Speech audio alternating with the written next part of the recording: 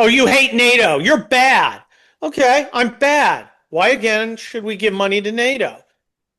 Because we have been for the last 8 decades? Got to tell you, not compelling. You and I know a little about arguments. Hey, Americans, carry all the weight, do the dying. If you need us to help, we'll send you a few guys, but we'll keep them on our base. And we'll bitch at you consistently about how you don't live up to our exacting moral standards. Although having banished religion from the public square, I'm wondering where these moral standards come from. Um, yeah, I mean, Trump's the guy who's like, nah, I don't get it. So we're not doing that.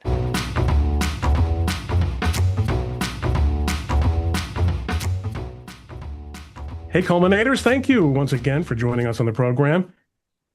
I'm here with the Colonel, with Kurt Schlichter, my dear friend, the guy who I consider to be in charge of maintaining order on the West Coast, as I do here on the East Coast, even though he's spending increasingly amount of times in the middle. Kurt, how you doing?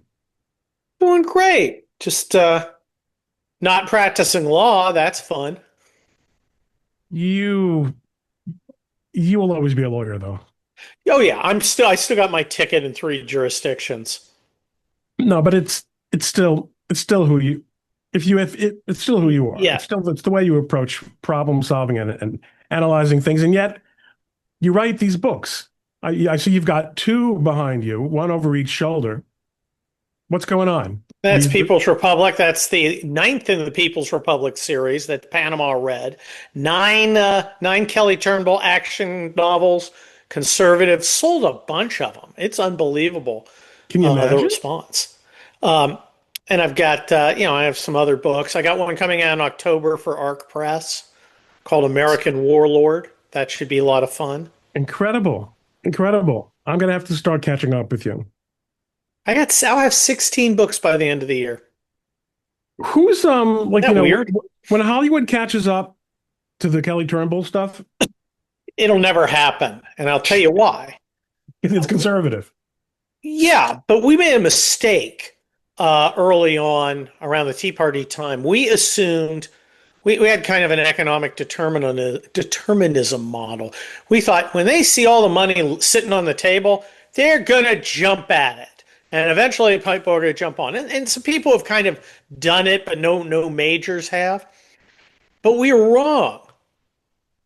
That's not the only thing. It's not even the most important thing for them. The most important is fitting in their little social bubble.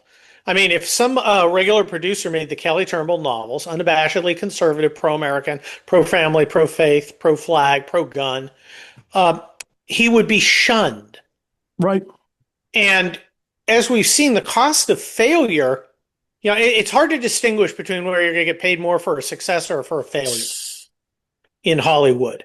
I mean, you look at Jimmy Kimmel. He's got maybe 10% of Johnny Carson's audience, right? But he makes the money because you can do a lot with niche now, niche stuff. You don't have to appeal to the masses, so they can That's gladly The New York have the money Times on the model. table. They gave up being the national paper of record Yep. and said, no, well, we just have to please our subscribers and we'll just say what they Yeah. want to hear. That's exactly it. They found out that they can survive being much more narrow, much more ideological. So they did. All right, so play with me anyway. Well, look, if we could have, is this a character that a younger Tom Cruise could have tackled profitably? Like, who would you like to see as Kelly Turnbull? I always liked Matthew Marsden in a live action movie. He is a conservative, but he looks like the guy Okay. could look. I never describe him except as large. People are like, "You write a racist book, you racist, sexist," and I'm like, "Okay, what race is Kelly Turnbull?" And then, well, their answer, well, of course, I haven't read them, but even if they had, I don't mention his race because I don't think that's particularly important. Well, speaking of racists, big, large racists, let's talk about Donald Trump. Ugh. Have you noticed that we're defining all these words down 50 years ago, if someone said, Ron, you're a racist, you would stop and go, wow, no one's going to call me that terrible thing unless I've done something wrong. Time for a personal inventory to see if if I'm being biased against people because of their race. Now it's Well, like, shit nap. I It's like think, yeah, genocide has been defined down. Yesterday, some Brit in The Guardian announced, I'm a genocide scholar and I regret to inform you Israel's committed genocide. And I said, well, I'm a genocide scholar and I don't think so. yes, Oh my that's gosh, they got mad. Where are your credentials? I got them from the same Cracker Jack box as your pal. genocide, harm is, these are some of the more subtle ones. Yes, harm. Harm's another good one. Harm and murder. Yes. You know, Islamophobia is also another one. anyway, They don't anyway, matter. We're guys who live on language, so it annoys us, being lawyers, yes, no, it really, especially. but lawyers to some extent and judges are responsible for this to some extent because Oh, yeah. judges took the position, and it's understandable, but that doesn't mean that it's uh, been a great result. That calling someone a racist is an opinion. I think Yeah. in my opinion, you're a racist. So you could go to Martin Luther King and say, in my opinion, you're a racist. And a judge would have to say, well, that's just in other words, that is an assertion that cannot be falsified. Really? Really? Yeah. So everything, it's kind of like when the kids say, well, who are you to say? Well, actually, here's who I am to say. Here are my bona fides. Here's my analysis. Here are the facts on which I'm basing my opinion. But back to that big racist Trump, folks. That's racist with scare quotes around it. Okay, that's the whole point that Kurt was just making. He has Here we are in May of 2026. Okay, almost a year and a half into it. He turns out to be quite the 4D chess player after all, doesn't he? Uh, I think uh, I think he's done remarkable things in the last year and a half. Uh, I don't know how specific he planned out the moves, but the guy sees an opportunity and takes it. I mean, the mullahs decided to go on a murder spree. Certifiable genius Chuck Schumer and his friends start, Trump's not doing it. He's a taco. He's a taco. And I'm watching him move the pieces around, setting up the thing because I know what I'm talking about, unlike them. And I was like, he's taken this opportunity to knock these guys out. And then he did it. And now I'm not shooting anymore. I'm just grinding away at their money, which Yes, is the same as saying I'm going to let their foot soldiers do the shooting when they don't get paychecks. and now we understand Venezuela a lot better, don't we? Yes. See, this isn't about Iran. This ain't about Venezuela. It's not even about NATO. They're all parts of a complete redefinition of the post-war order, one that lasted for 80 years and became unworkable after 80 years. Well, NATO's done a great job. Well, Hammurabi's code did a great job. Okay, and stuff changes. He is Um, undermining the game plans that China and Russia yes, have been running for the last 25 years. yes. And no, I mean, genuine strategic insight and depth that we haven't seen in our lifetimes. Yeah, all this stuff is about a new order, which is facing off against our enemies in the Pacific, and about no longer carrying the weight of the world on our back. I saw, and it's not just NATO, which was getting a free ride. And I'm a guy, I have a NATO medal. I've served under NATO a couple times. I know NATO a little bit. Um, the world order decreed America will spend its blood and treasure so we can have a giant welfare state and fund our third world invaders who are displacing our natives. Okay, that's just one thing. I was looking on the Twitter the other day, and there are a bunch of leftists informing me how Trump is murdering tens of thousands of Zambians. And I'm like, well, that's interesting because that doesn't sound quite right. And what I found is Trump is saying, well, instead of giving it to the Chinese, you need to give your minimal rights to us, and we'll keep giving you your HIV drug. Oh, well, how dare he do that? Get something instead of have them give it to our enemies for doing some nice. And as far as the moral obligation of funding Zambians' HIV drugs, it's a nice thing to do, I guess, but maybe the Zambians ought to stop sodomizing each other.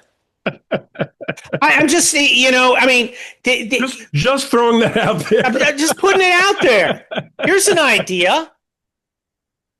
Just say no. Or however you say it in the Zambian language. Yeah, and one of the reasons Trump won is because he's kind of the guy on the bar stool who looks at this nonsense. And, the guy may not have his life totally together and anything, maybe drinking too many beers, but he says, I don't understand why we're giving all this money to the Europeans. And Trump's the guy who goes, yeah, that's a good question. Why are we? Why are we doing all these things when we got problems at home? And you don't see, the fun thing is, as lawyers, I'm always looking for someone making an argument. Left doesn't make an argument. Left goes straight to ad hoc. Well, you're just murderers. You got it right. Ad hoc. You hate Zambians for some reason. Oh, you hate NATO. You're bad. Okay, I'm bad. Why again should we give money to NATO? Because we have been for the last 8 decades? Got to tell you, not compelling. You and I know a little about arguments. Hey, Americans, carry all the weight, do the dying. If you need us to help, we'll send you a few guys, but we'll keep them on our base. And we'll bitch at you consistently about how you don't live up to our exacting moral standards. Although having banished religion from the public square, I'm wondering where these moral standards come from. Yeah, and Trump's the guy who's like, nah, I don't get it. So we're not doing that. Just though, Kurt, all these moving parts, in retrospect, you just see things coming together that make sense in a way. Yes. That we're all part of what Rush called the drive-by media now. We're all doing the hot takes. History doesn't work that way. No. Even on the tactical level, I saw a fascinating video. For years and years, the Iranians were running these drills very publicly on how they were going to take out the American supercarriers when they came, when the time came. They had their model built, and they had their entire weapons plan, and their U.S. didn't send any supercarriers. Instead, it sent the smaller carriers that Iran had that used a completely different battle plan, a different tactical approach, and Iran just had no idea what the bunker buster bombs. Where they just disintegrate the mountain instead of trying to drill your way through the mountain. What if we just crush the mountain? What if we just collapse the mountain on itself? I mean, we are so many steps ahead, and it makes you wonder. Just think, all these tools have been available to American presidents for more than a year and a half, and nobody had the balls to say maybe all that stuff we're spending money on in the Pentagon, we need to use it to benefit our national interest. Well, that's always nice. Look, we're inside their decision loop. They are reacting to our actions, and we're conducting new actions fast so they can react. For instance, with the carriers, we did have the super carriers. They're just out of range. Right. You just pull them back. They don't go in. Okay. I know where you're going to ambush me. I'm going to walk down that trail. Um, especially working with the Israelis, who are the only peer in the world. Uh, I mean, a smaller Air Force, but uh, plane for plane, it can hang with our guys. And Evidently. leveraging their intelligence, I mean, they've so thoroughly penetrated Iranian security. It's and Hezbollah. It's kind of remarkable. Um, but I think the one thing they didn't count on was Trump not obeying the kind of artificial international law and norms that whose And purpose what is if to oil restrain. prices go up for a month? Well, I look, mean, we can handle that. We can handle that. yeah, whatever. That's the price. That's the price of having access to oil in 20 years. Well, yeah. I mean, the nice thing is Trump doesn't care about artificial guardrails that people tell you. Well, it's going to raise your prices at pump. I'll do it anyway. The international community isn't going to like it. They're going to call you a war criminal. Don't care. And it's the norms and principles and rules and international law all designed to constrain America from using its maximum power. That's all it is. Same in Israel. Israel's Israel's destroying the enemy that attacked and raped and murdered its citizens. How awful! That's against international law. Well, isn't it against international law to go on a rape and murder spree? Isn't the traditional remedy for a breach of international law to not be bound by it? Um, I think the United States and Israel have come to the conclusion that we're not going to be artificially constrained by arbitrary norms and rules. We're just going to do it. As someone, and I wish it was me, said, "Hey, want to see a picture of international law?" and put a B-2 bomber or B-1, yeah, B-2 bomber. International law is the guy with the bayonet. Kurt, any idea who's who's the mastermind of all? Any I idea? think I think it organically came up from bubbling through the left. I mean, the ones practicing it today inherited it. This control the Americans thing has been a thing for a very long time. And Trump freaks them out because he's like, no, I'm on America's side. I don't understand why I would leave leverage on the table. I'm a real estate developer. It sounds stupid to me. I'm not going to do that. Why would I do that? Well, you have to because why? Reasons? All right, not good enough. We've always done it that way. That's an even worse reason. Um, and when they say this Trump is out of control, they literally mean he's out of their control. Out of their control, right? Yeah, Marco Rubio. they're not hiding it. And look, in so many ways, the only way our opponents can win, our leftist opponents can win in the United States, in overseas, in Europe, wherever, is if we choose not to win. There are the number of armed Americans right now who are almost overwhelmingly right of center is larger than 10 times the largest army that's ever been assembled. All right. Things happen or unhappen because those people choose to allow it or not allow it. Now, I'm not saying we're to the point where we got to grab our guns and march on the streets. We have a functioning sort of judicial system and a functioning sort of electoral system, and there's other ways to vindicate our rights. But at the end of the day, it's like taxes. If everybody, but the IRS works on the idea that people are going to be honest about their taxes. They're going to obey the rules. If everybody cheated tomorrow, the whole system would collapse. The same thing goes for the right wing. If the right wing tomorrow said, screw it, we're not doing any of this, no one can make them. They have to be talked into it.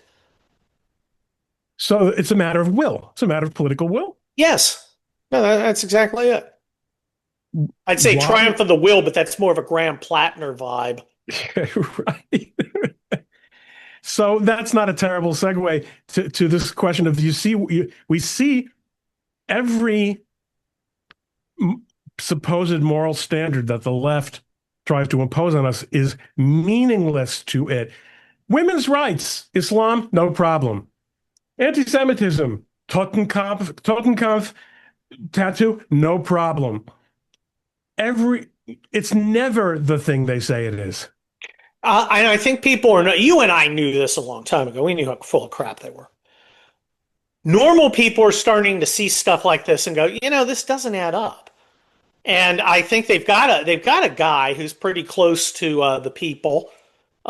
He's kind of grudgingly respected across the aisle. It's John Fetterman, who comes out and says, this doesn't make keeping an illegal alien that might murder somebody here in the United States doesn't make sense. You should send him home. And of course, that any dissent is heresy and sacrilege to the left because they have no faith. So they have a hard time adjusting even the most crazy things. It's become a parody of themselves. The whole Plattner thing, where you watch these guys, twisting themselves into contortions that a yogi would envy to explain why, it's not real. It's kind of understandable that he put the Nazi death's head etched into his skin permanently. And they say, 8 months ago, they were talking about how, Musk waving at the crowd was really channeling, Leni Riefenstahl. No. And they're just down to, I mean, if you look at how all the Democrat members of Congress come out with the same tweet. Yeah, they coordinate that sort of but it's so puerile. It's so they really cringe. It is cringe. The kids say it's cringe. I mean, for instance, remember, and they're still doing it in the California gubernatorial election because, of course, Trump's the big problem for California. The F word stuff. Remember when the F word came out and they were all using it? Yeah. It was going to freak out the squares and blow our minds. Yeah, man. And just see some consultants somewhere going, yeah, we've got to show you're authentic and you really mean it. So I'm going to have you use this language. And the kids talk that way all the time. Kids talk about it. They're going to think you're cool. 78-year-old senator, whatever your name is, or James Carville, that old crank. Oh, and it really is cringe because their attempted authenticity is so fake. It's just and they've stopped. And you notice they're still doing it a little here in California in our election, but largely on a national stage they've really pulled back because they've seen normal people are like, what are you doing? And here's the thing: we're at an inflection point where we might actually start to see that matter because voting just might start to matter again. Yeah. I mean, they have insulated themselves from the political effects of lacking ideas. Yes. By rigging elections. And Mark Elias is eating boxes full of donuts per day. The guy is melting down. It's all coming crashing down for him. Harmeet is going to get the courts to give her those voter rolls. Yep. And we're going to start seeing, and of course, what happened last week when the Supreme Court ruled that not based on race means not based on race. Democracy, they like democracy, but they just don't like voting. Look, everything they say is a lie and a scam. And when you finally get to that, I think that's one reason Democrats are so unpopular. Is people see it and just go, it's just garbage. When they're out there defending Plattner, or they can't tell you what they want in the Iran war. You're afraid to go do something. Now you've done something.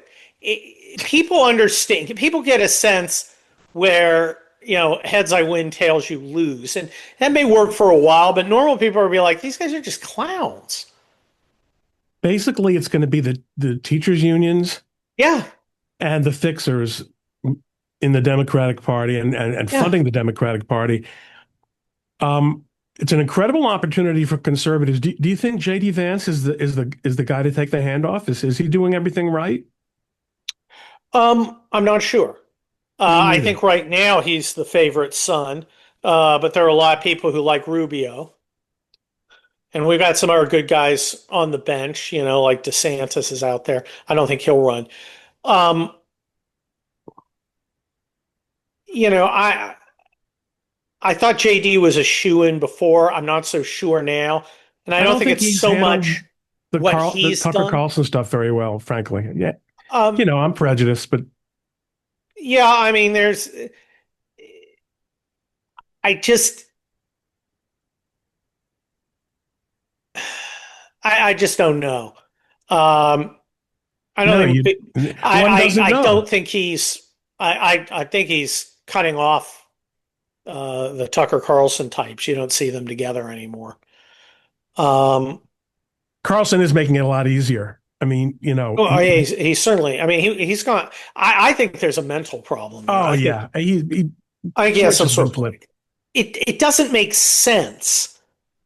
None of what he's saying makes sense considering who he was. And he's continually interviewing the same 10 people. Here's that stand-up comic guy who was on Reddit for a while, and now he's the expert. Tell us about Gaza and how it's a war crime. That guy.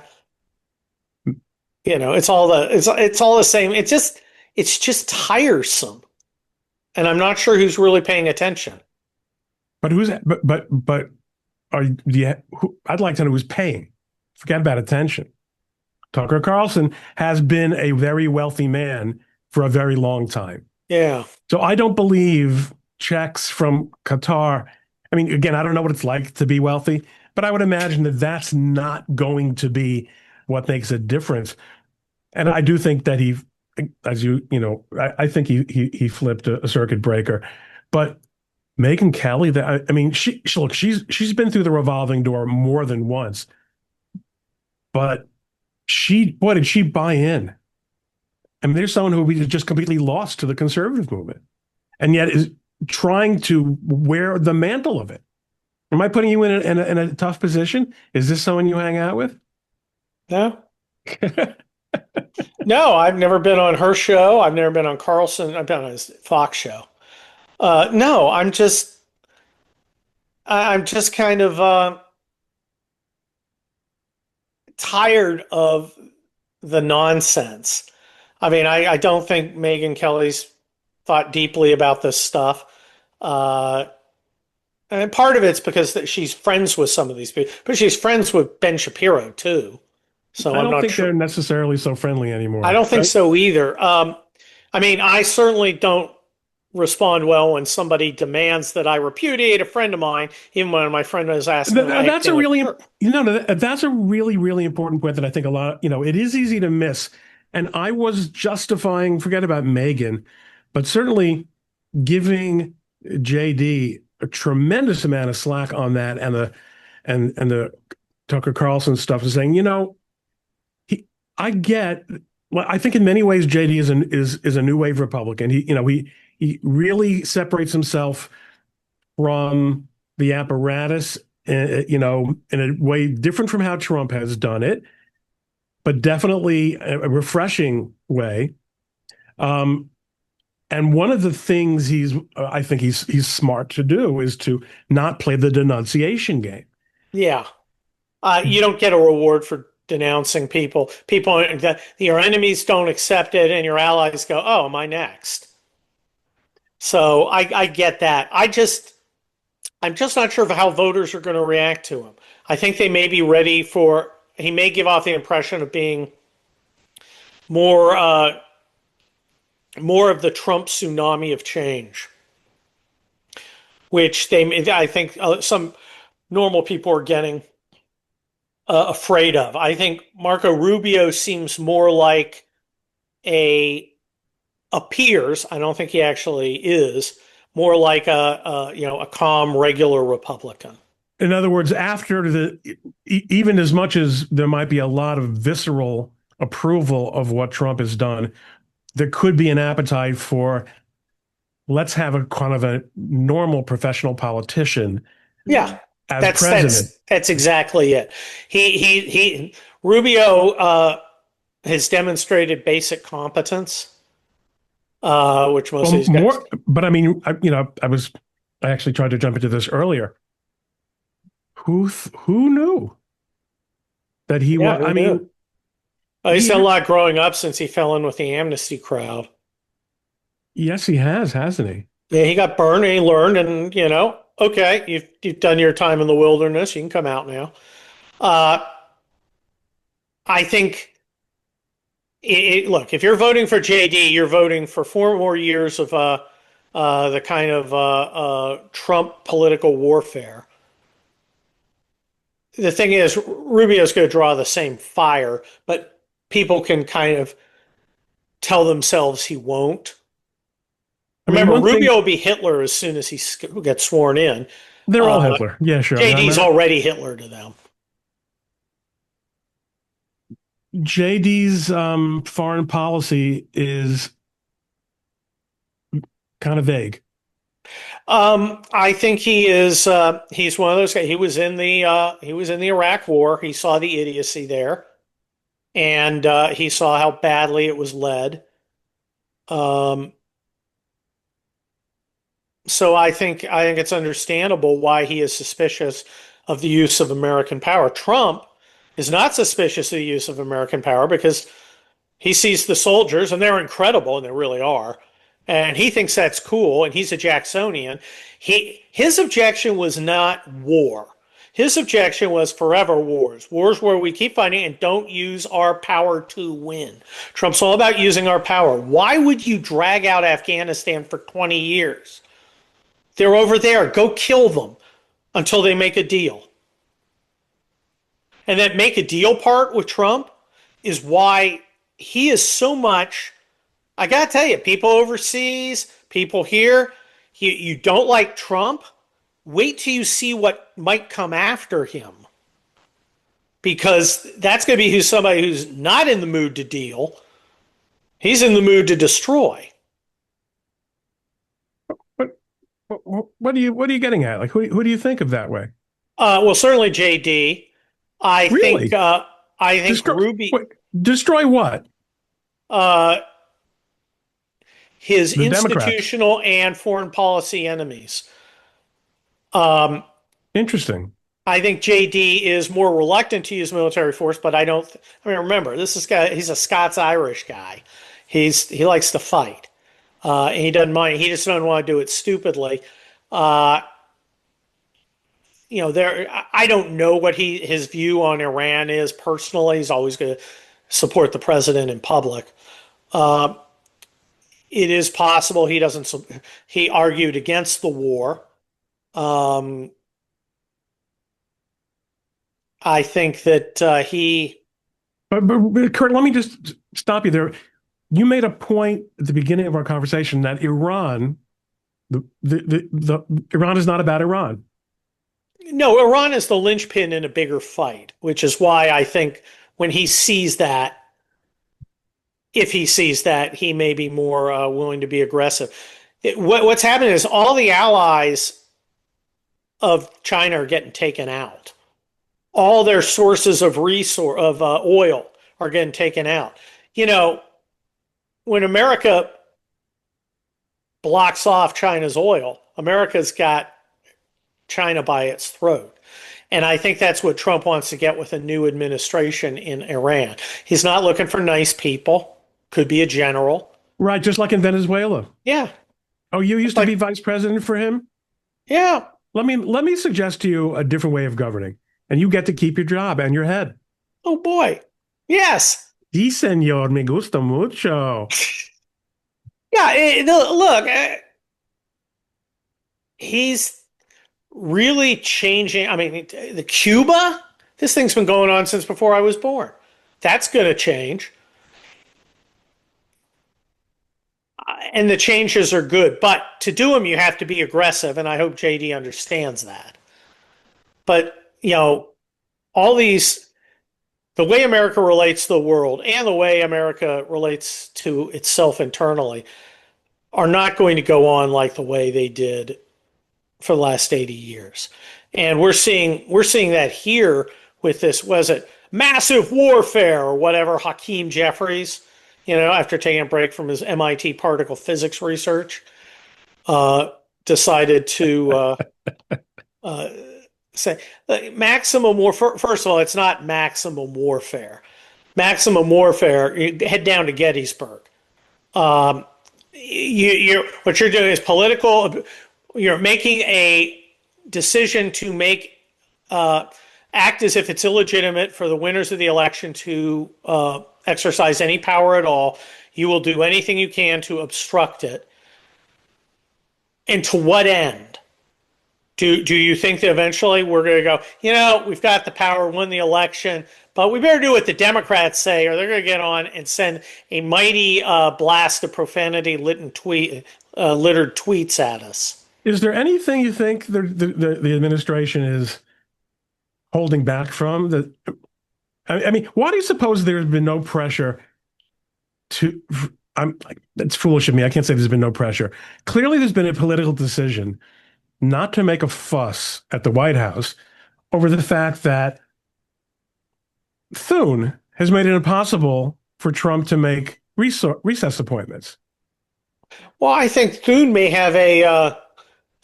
not have 53 senators who will agree to a recess. Tom Tillis, Murkowski, freaking McConnell, and he just needs one more. I don't know. I don't think Susan Collins would do that right now, but maybe he's not sure he can actually go into recess. And that would be super embarrassing. And that would also put those Republicans on the spot. Yeah. And he doesn't necessarily want to do that in election year. I mean, it's tremendously frustrating. Because Trump is not shy about complaining. No. Gosh, he complained about Pam Bondi. Thune's done a lot of, he got the big, beautiful bill through. I didn't think that was going to happen. He gets a lot of he's got the job, so he gets the blame, but he has a lot of the blame for the fact that we have a relatively small majority and there are squishy moderates within our coalition, and they're going to vote like squishy moderates, which is why we got to, expand the coalition. And I think that Trump recognizes that, and if he thought a kick in the butt from a Truth Social tweet would do it, I think he'd do it. But I think he realizes it's more harm than good. Now, he doesn't always realize when something is more harmful than good. But we're not going through the same tweet storm every day that we did first time. Well, the message discipline is, the comparison to 2016 to 2020 is also mind-boggling. Oh yeah, look, what is he taking? It's a different person. It really is, but he's matched a lot of his good points with a little more discipline, and I think that really shows in the DOJ and its litigation. Who wins like 95% of the cases when they go up? DOJ. That's a really good rate of victory. And there are many times when Trump could have said, screw this judge, I'm deporting these Haitians anyway. And he hasn't. He's had the discipline to say, they're wrong. I'm going to work through the system. I'm not going to give him that weapon of saying I disobey judges. Well, he doesn't give him the weapon. He gets a weapon himself, which is precedent. And you're now starting to see judges come along going, I didn't want to do this, but the recent precedent says I have to. Oh, so you're going to do it. That's all I care about. Clearly. And there's a lot of it. And the Supreme Court gets a lot of grief, but it's doing a lot of things on the emergency docket. And I think Scalia yesterday just had it. Scalia? Scalia, Freudian slip. Alito. I think he just had it with Jackson yesterday. Whew, I mean, the I don't think audacity. she's an idiot. I just don't think she's a judge. That's a good way of Um, putting it. yeah, and she doesn't believe in judging. And my question, I've asked it before and on my own stuff, town hall, wherever else, is if judges are going to rule per their own political views, aren't they a political branch? And why would we have them anyway if they're just a bunch of unelected people who look at things that we pass through our legislature and our president, who we elected, and they look through it and say, well, no, because I don't like it. I'm unelected. I'm going to be sitting here forever. I don't like it. How does that become functional? How does Article 3 matter if they're just doing their own political point of view? Well, Well, I don't know the answer is it doesn't. I don't know if you heard any of the oral argument on the temporary status. On the, Congress said the secretary has discretion, and upon appropriate consultation with the relevant departments, secretary has this discretion. So what do the states, the blue states do? They say, well, when you say on consultation, we're not saying we're not saying the court should second guess the discretion because the statute says they can't. We're just saying the way they made the decision is improper. And I love that argument. there's just no, there's real change taking place. The kind of stuff that you and I, if we were having this conversation literally 2 years ago, could only have dreamt of. Yes. And think of the kind of messages you and I were exchanging in December and January of 2020 and 2021. We were going to set up committees of correspondence, because we didn't know, and we were right. And we probably should have done more because when I think about how important it is that these political changes and these legal changes and electoral and the election integrity changes go through. When Biden came back in, they couldn't. The first act of state was to withdraw everything Trump did, regardless of merit. If Trump did it, that's the childish mentality. We have to act now as if they're so out of options that all they have left is ops. Yeah. And that is all they have left.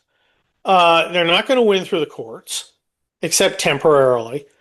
I don't think, I mean, they may well win the House. They're not going to win the Senate. But so what? I mean, don't like How that. are they winning the House with all this redistricting that's going on in the South? They may very well lose the House, which may break them as a party. Here's the problem for the Democrats. They are a party without faith, so they've made this ideology their faith. You have to choose to be a heretic to change anything. I mean, imagine a decent looking Democrat governor, not a mutant, comes in and says, look, criminals belong in jail. I'm not going to have hobos crapping on the street. In my administration, think of the threat that guy would be. Oh yeah, we're gonna take them in, and they're gonna go to drug treatment, or they're going to go to a mental hospital where we'll compassionately care for them, or they're going to jail. But they're not. You don't get to live on the street. That politician would throw everything out the window. Oh yeah, it'd be a complete 52 card pickup, and it'll never happen. And it won't happen. Now, Bill Clinton did that in 1992. Bill Clinton was famously, work hard, play by the rules kind of people. And part of work hard, play by the rules, you got to not be, mugged on your way to your Volvo or, Chevy. Um, yeah, but the Democrats can't. Oh, and then he throws in, "I'm not. Look, I think we should treat people who have gender dysphoria compassionately, but that doesn't include being in my daughter's locker room. So I'm going to have to tell them no, and I'm not going to use silly pronouns. I'm They just not can't. going to do that. I don't hate them. I don't wish They, harm on them, but no we're not Democrat doing. can. Democrat. No, there's no room for a Joe Lieberman. No, There there wasn't isn't. even room for Joe Lieberman. For Joe Lieberman, Yeah. Well, you can't be Jewish. I mean, that's why Shapiro, I think, is their best candidate. And Kamala Harris, well, I didn't pick him because blah, blah, blah. You didn't pick him because he's Jewish and he actually believes in it. And that's going to make him do certain things that you can't tolerate, like not allow another Holocaust to happen, because the left gladly would. the Democrat Party is really becoming Islamified.